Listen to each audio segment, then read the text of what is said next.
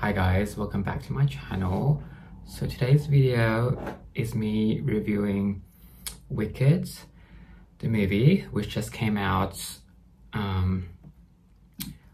literally like 2 days ago in the UK, and I went to see it yesterday, and I feel like I need to make a review about it because I really enjoyed it. So yeah, my dog's also here and Otto is just there as well. Softy's dressed in pink to represent GAlinda, and I'm in green, and coincidentally my bedroom is dressed in green to represent Alphaba. But yeah, so before I get into the review, 2 disclaimers. One, there will be some spoilers. So yeah, if you don't want spoilers, then go watch the movie first. But at the same time, I feel like most people should know the story of this movie because it's such a classic, like the musical. And also going into this movie, like I wasn't expecting, you know, crazy plot twist or innovative storyline. You know, I went into the movie expecting fun and songs and vibrancy, you know, nothing like a Christopher Nolan kind of film. You know, it should be a quirky musical situation. And then secondly, I am a big Ariana Grande fan, so I am very biased towards her character in this movie. Just gonna say it how it is. You know, I've been listening to her songs for the past 10 years. I went to see her in concert, so for me, she can do no wrong. But for the rest of the cast and maybe I will be sharing my honest opinions. But yeah, I'm just looking down here at my laptop for some notes to refer to. Firstly, coming out of the movie, I felt so good. It was such a well-produced film, great cast, and yeah, in terms of the length of the movie, it's definitely on the longer side. So it's 2 hours and 40 minutes, which is a long movie. It did go by fairly quick. I would say some parts were a bit slower and I wasn't interested in some scenes as much. So yeah, especially considering this is part 1, and going in, I didn't know there was going to be 2 parts until like the part 1 title came up. I'm like, oh, I'm like, all right, slay. So yeah, I felt that it didn't feel long in a bad way, but it is a long movie. Okay, let's start with the cast. Right. So casting for this was, I feel like, spot on. Like none of the characters felt out of place. I mean, none of the actors and actresses felt out of place, and they fit into their role really well.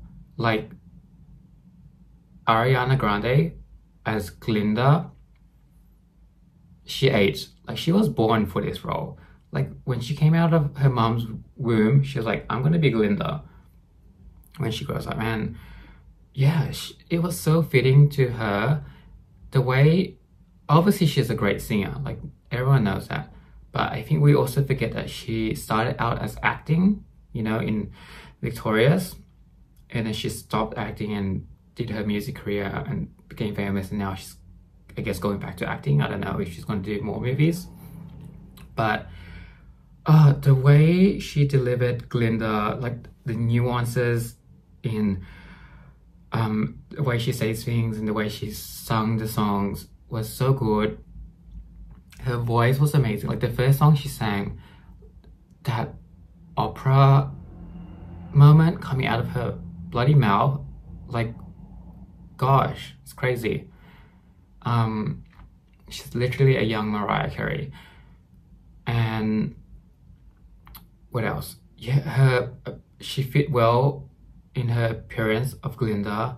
In her blonde moment, we all know she's in her arigato granola era with her blonde hair and bleached brows, which before going into this movie, when you see her in this look, which is so different from her like pop era days where she was tan, almost black, literally.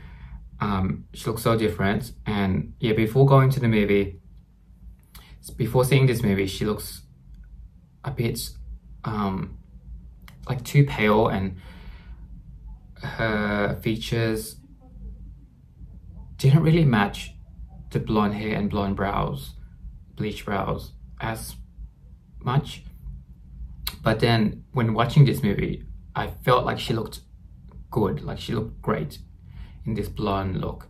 And all the pink, like the pink and GAlinda as a character reminded me so much of Reese Witherspoon's character in Legally Blonde.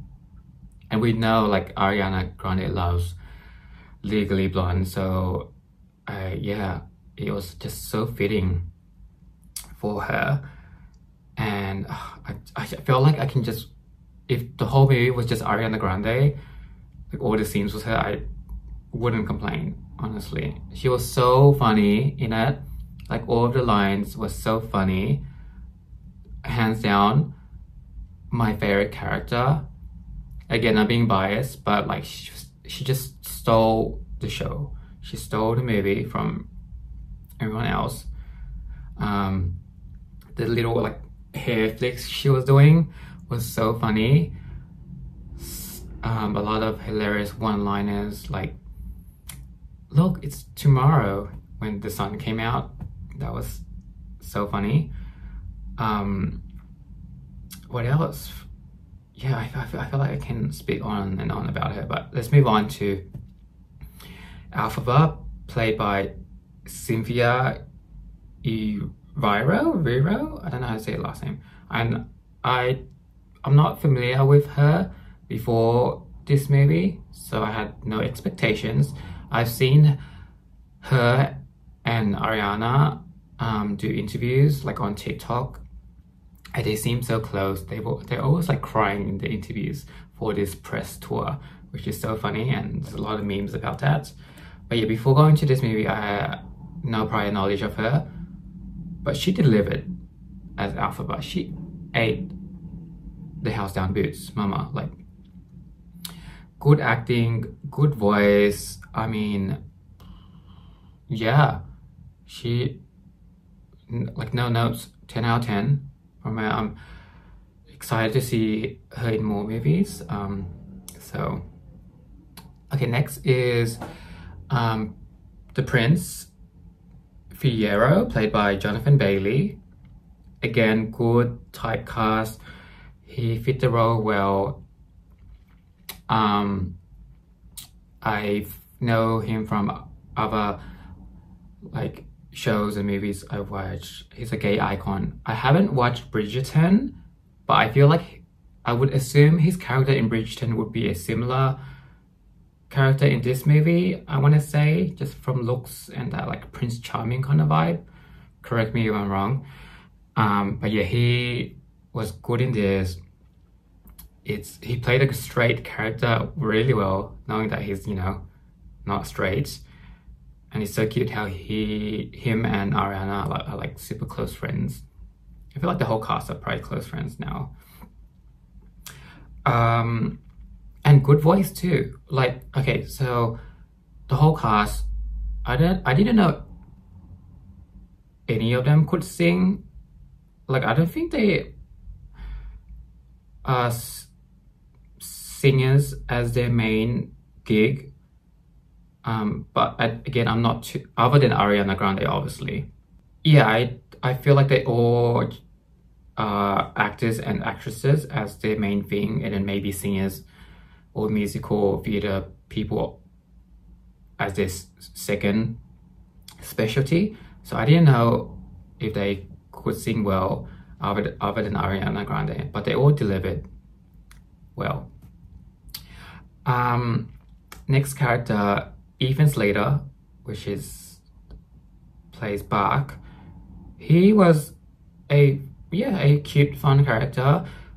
The whole time I couldn't stop thinking about the SpongeBob memes and how is he still dating Ariana Grande? I feel like they probably are. Yeah, I'm pretty sure they are. Yeah, I could only think about SpongeBob and how he's dating Ariana Grande. Like, I had to like distract myself from that thought.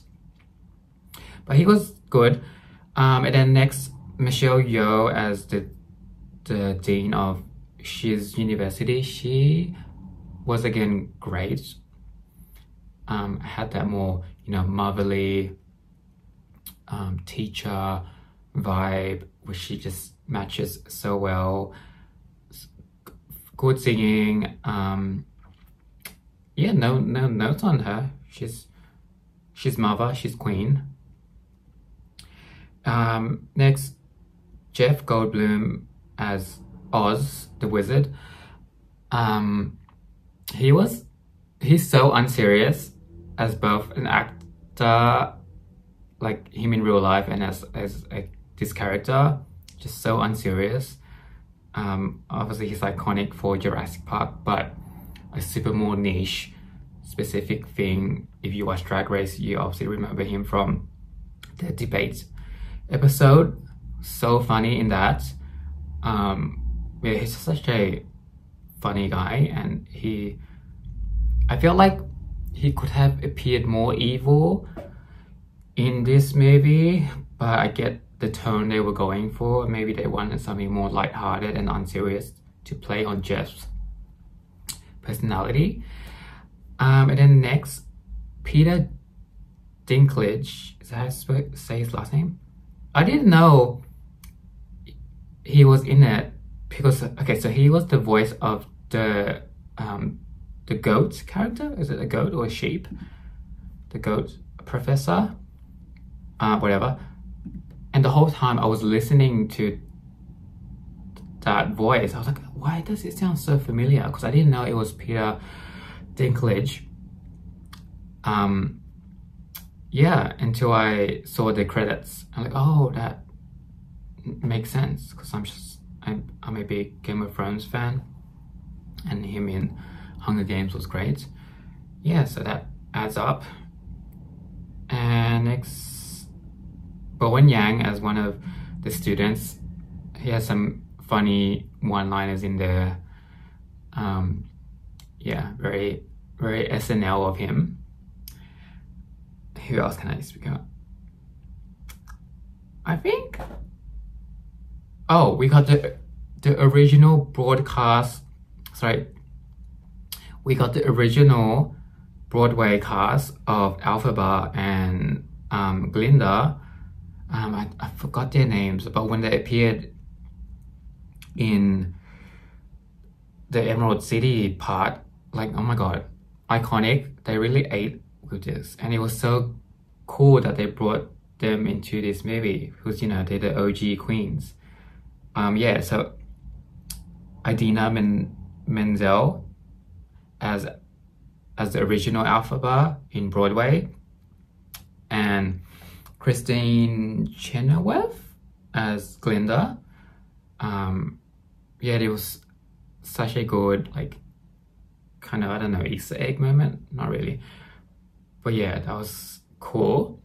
I feel like I haven't seen, like, I've seen Wicked the musical live, but I haven't seen the Broadway version with them, because I assumed they were doing it ages ago and they are probably no longer doing it. I have no idea.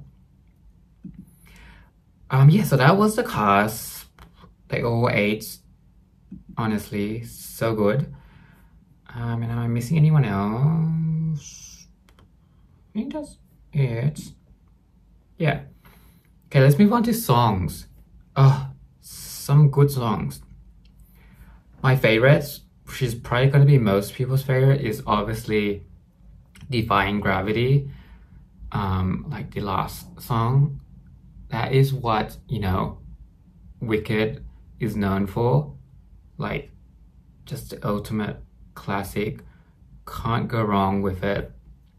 And Cynthia did such a good job as Alphaba and the voice in this part.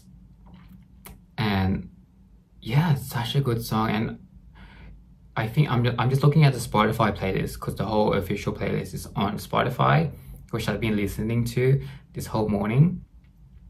And it seems like Defying Gravity is the longest song, which makes sense because in the movie, the pacing of this sequence was really good. Like, you know, good moments of the song and then back to the story and then the song again. And I felt like they gave a good amount of time for this song because it's like the best probably. And yeah, they paced it well and they gave it justice. So that's number one song for sure. My second favorite song would be Popular, where GAlinda was giving Alphaba a makeover. Super cute scene, fun song. Yeah, just so like catchy and different vibe from Defying Gravity, obviously. Something more lighthearted. My third favorite song was, I don't know the name of it, but it was when the Prince, Jonathan Bailey, was singing in the library. Let me just go through the play. Dancing Through Life. I'm going to assume it's the song because that's where Jonathan Bailey is the artist. Yeah, that's my third favorite song in the movie, I reckon, because again, a fun song. His voice was surprisingly good because I haven't heard him sing before. Yeah, and the choreography in it of them just dancing around the whole library, or as GAlinda said it, book place. Yeah, fun and catchy song. Also, apparently Ariana sang live for the filming of this. I don't know how true that is, but yeah, apparently she sang live, which is amazing. Like, I'm not surprised because her voice is beyond. So, but that would be impressive if she really did. Yeah, so those three are my favorite songs. I can't really, from the top of my head, I can't really think of anything else. The first song at the introduction, Ariana's voice in that opera tone was amazing, but the song itself was okay for me. And yeah, let's see. Let's move on to my favorite scenes.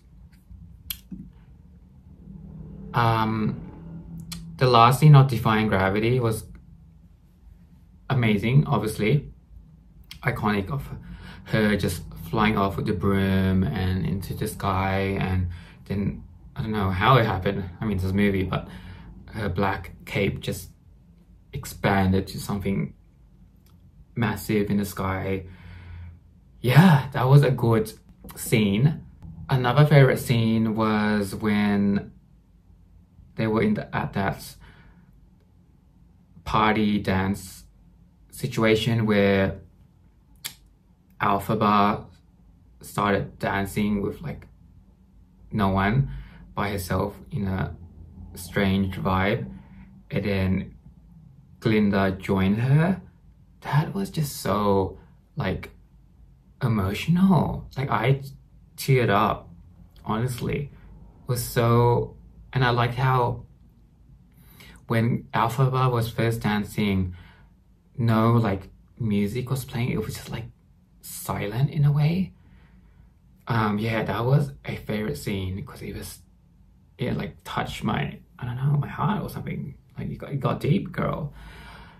And apparently they both, Cynthia and Ariana, improvise a little bit, like when GAlinda touched Alphaba's face to like wipe the tear or something. Apparently that was improvised or something. So yeah, it's just so good. Yeah, it really, like, if I was at home watching that by myself, I probably would have cried like non-stop because that was emotional. What's my other favorite scenes? Honestly, any scene with GAlinda / Ariana. I think the popular scene as well, when the makeover part, that was fun to watch. Okay, let's move on to the production and like the quality of it. Like are you kidding me? The whole set, such a good quality, props, and the CGI is great. The color of it, it was so vibrant, so fun.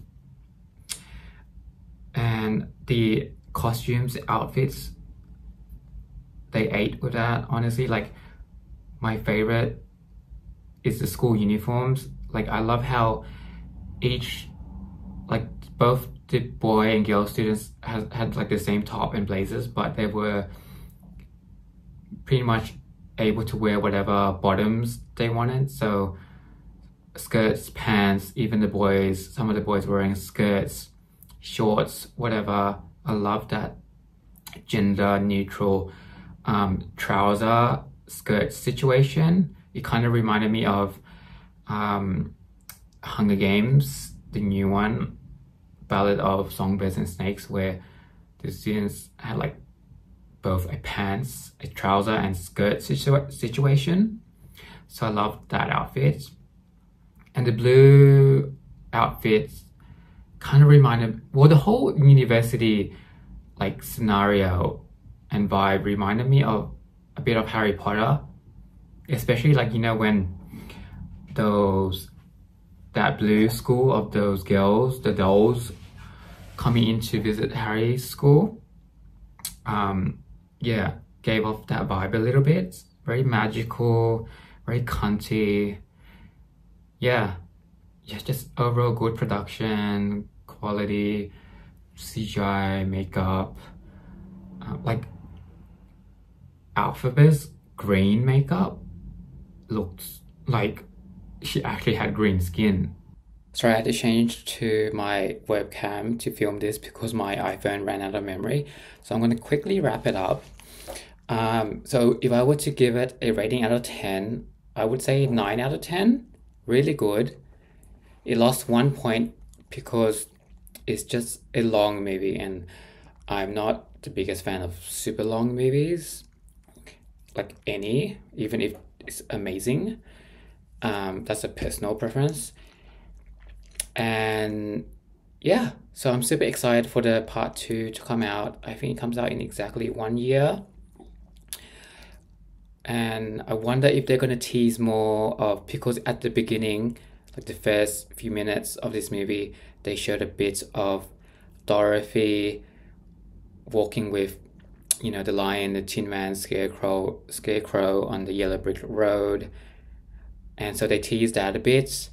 I wonder if they're gonna show any more small moments of that, because we know this movie is not about them and Dorothy, but it's like a nice little touch that I want them to add more of. But in terms of timeline, I know, like, I think this is set before their time. I don't know, but yeah. So thank you for watching this video. I hope you enjoyed it, and please subscribe to my channel. You will see more videos from me, and yeah, I'll see you in the next one. Saying bye from GAlinda, the good witch, me as Alphaba, and Otto on the bed over there, super tired, sleeping. Who can Otto be? Maybe he can be Oz, because he's so unserious. Alright, bye.